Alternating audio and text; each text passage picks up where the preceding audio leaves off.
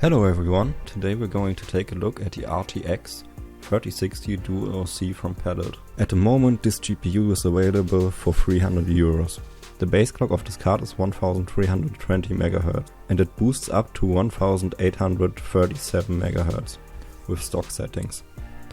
The thermal power design is 180 watts, which is provided with one 8-pin connector. This card comes with 12GB of GDDR6 memory and with 3584 CUDA cores. For cooling, the card has two fans and supports the 0 decibel mode, so the fans can turn completely off when the card doesn't produce enough heat.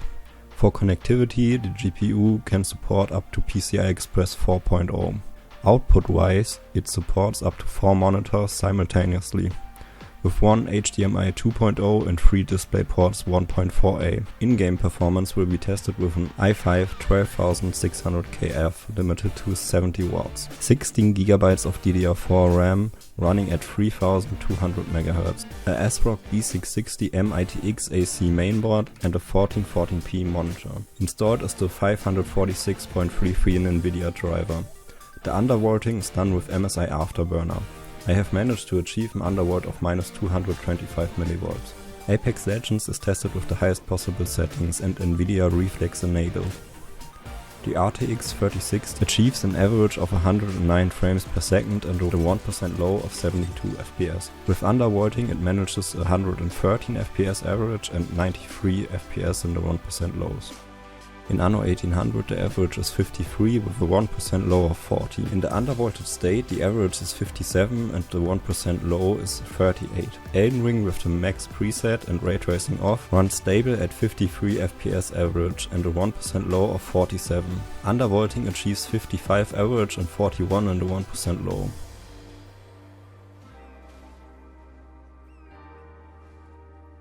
Hogwarts Legacy with the preset Ultra and ray tracing off runs at 81 frames average and 55 in the 1% lows. Undervolting results in an average of 81 and 61 in the 1% lows.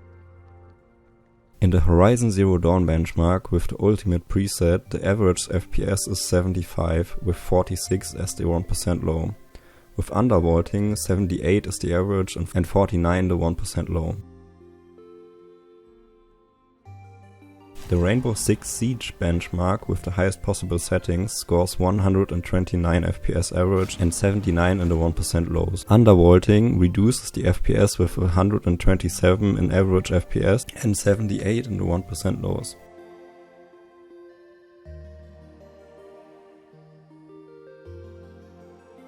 In Tiny Tina's Wonderland benchmark with the preset Badass, the average FPS is 51 and the 1% low is 40. Undervolting raises the average FPS to 52 but lowers the 1% low to 24.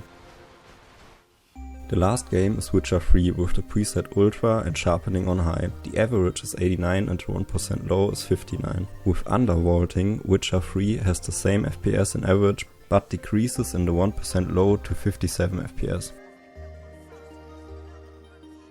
For benchmarks, we look at the 3D Mark TimeSpy and the integrated graphics benchmark in Cinebench R24. In TimeSpy we score 8,387 points in the stock configuration and 8,501 in the undervolted state, which translates to a 1.36% increase with undervolting. In Cinebench R24 we score 8,266 with the stock settings and 8,163 with the undervolting. This is a decrease of minus 1.26%. In conclusion, the RTX 3060 Dual OC from Palit is a great card for 1080p gaming and 1440p gaming if you don't want to run at the highest settings. Even though undervolting increases the performance in the TimeSpy benchmark, it doesn't necessarily translate to an in-game increase. It is highly dependent on the game if you get an increase or decrease in frames per second.